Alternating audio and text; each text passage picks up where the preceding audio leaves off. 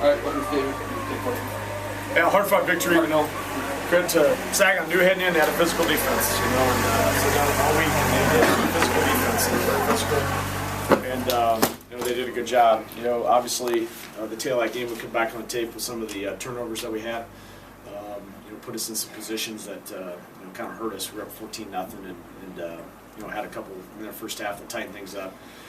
You know, at the end of the day, I think the biggest thing to take away from this game, we found a way to run the ball. We had to run the ball, you know, and I thought it was a good job by Tim Morrison bringing in Ali Ajami and using some quarterback runs when we needed to kind of, you know, get those first downs in the game and not put our defense back on the field. So credit to our offense, find a way to not put our defense on the field that last possession. But our defense basically gave up one score, gave up one touchdown, and we had a guy fall down in man coverage. Other than that, they played extremely hard and gave us a chance to win that football game. So it was a rivalry game heading into it. It was going to be a rivalry game and put a lot on the line. I thought our kids came through and found a way to win, even though it wasn't necessarily like last week, the previous game.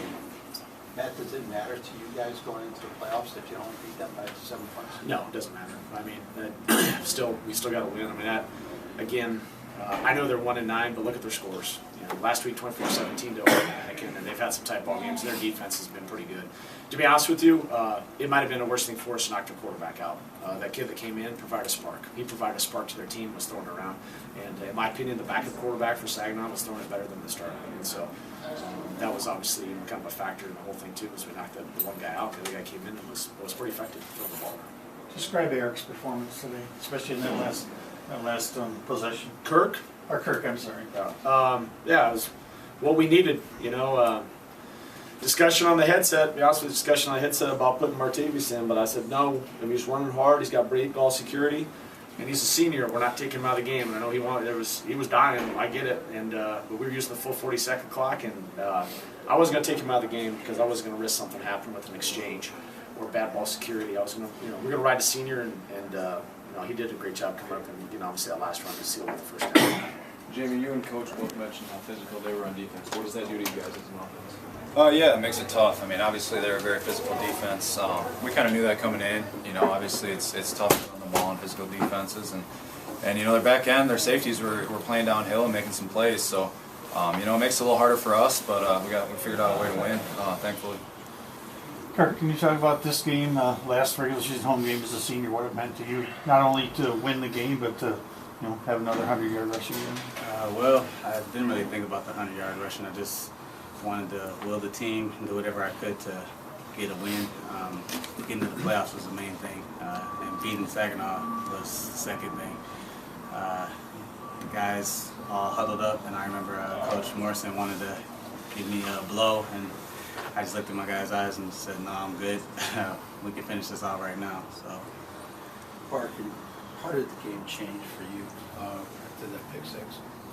Not too much. Did a good job. The coaches and players, you know, picking me back up. You know, I was pretty frustrated myself and just how it all went down. But you know, that's just kind of how this team is. You know, like no one's gonna throw dirt on you. No one's gonna kick you while you're down. Like everybody's there just bringing you up, and there's really no time to be mad at yourself about it. And you know, like I owe it to the team to go out there and I need to have a good performance. So, you know, I try to do my best at shaking it. Maybe she could have done a little faster on the sideline, but you know, when it came down to it, I went back out there and tried to make some plays for the team. Now, can you speculate a little bit if you could for me? What you think the playoffs going to happen? Where do you think you're going to? I think we'll be a 7 seed still. I don't think we'll go to the 6. I think we'll be a 7. So I'm thankful that the NCAA expanded the playoffs to 7 teams. You know, the 2 was Ashland. I kind of think that whoever wins that Commerce and Midwestern State game will have another win and really increase their strength of schedule, and I think they might go to the 2 because Ashland does not play. You know, so Ashland's not going to get another victory, and they're not going to increase their strength of schedule. So I may be wrong, but based on strength of schedule, additional win, I would say Midwestern State, if they won today, I don't know the score, they'd be 10-1, same number of wins as Ashland with a higher strength of schedule. I bet they're the 2. If Commerce wins, they played a 1AA school.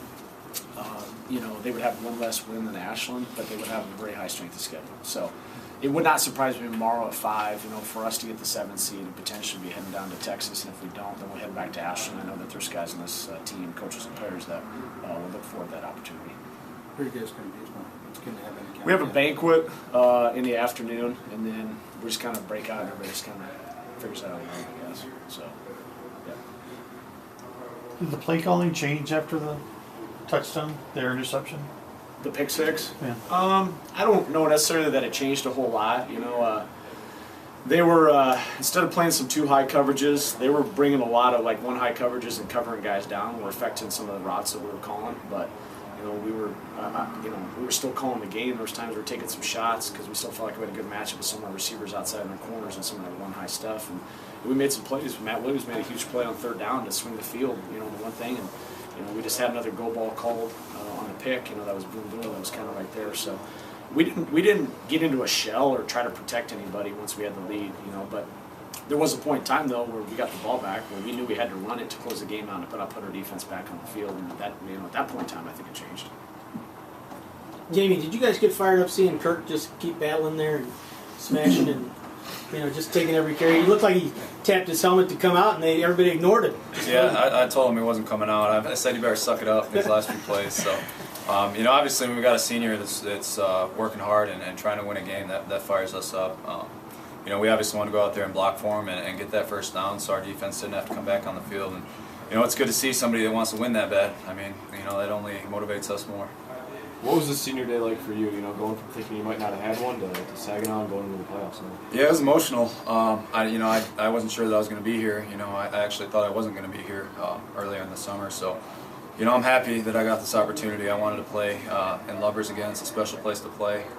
You know, it's a great atmosphere. And, you know, I couldn't ask for a better place to finish my career. You know, last home game here. So, looking forward to the playoffs. What is that one-handed touchdown rank among catches for the first team? You know, I did that same thing to them 2 years ago on that same end zone on the other sideline, and it's kind of weird. It's a little deja vu for me, but you know, that was pretty cool. I guess I didn't really get a chance to soak it in since it happened so early in the game, but you know, that's one of my I guess favorite plays, you know, over my career. So I'm happy I could do it at home and on senior day. Thank you. Thanks.